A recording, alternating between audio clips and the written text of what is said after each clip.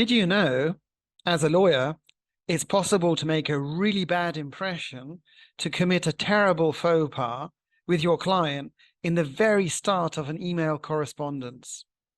Look at the slide here. This is an example of exactly what I mean. If you address somebody in an email, like this case, John, comma, in some countries it's considered okay. It might be considered friendly and brief. In others, it would simply be interpreted as being rather rude and abrupt. So not the best thing to say. My advice would be always, when you are starting correspondence with a client or a potential client, you need to use a salutation. Do not copy some of the native speakers, some of the Americans, or even some of the British now, who might begin by addressing a message with just the name and a comma. That's not a good idea. To play it safe, simply always use dear. If we had a formal relationship, I would be dear Mr. McVeigh.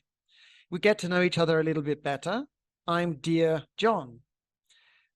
Even better, even closer, hi, John.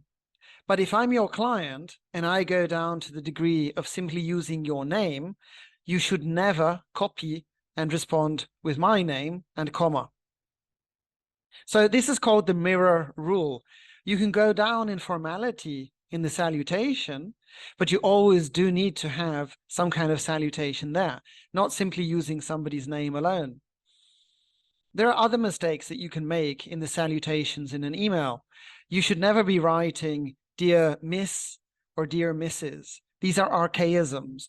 In 21st century legal writing, it doesn't matter if the person you're writing to is married or not. If you're writing to a man, it would be dear Mr. McVeigh. If you're writing to a woman, dear Ms. McVeigh, MS. It's pronounced Ms. So there's no place for Miss or Mrs. These are definitely archaisms. Of course, you do need to be careful. If someone is a doctor or a professor, then you use that in the salutation. I think that's probably all that I would like to share with you about the salutations. So the main idea here is do not make the mistake of simply using a person's name and a comma at the start of your correspondence, because it can be misunderstood and misinterpreted as being not terribly polite. And while maybe 99% of the time you'll get away with it without any kind of problems, inevitably sooner or later, and probably at the worst possible time, you will write it to someone who does take offense. So we don't want to do that.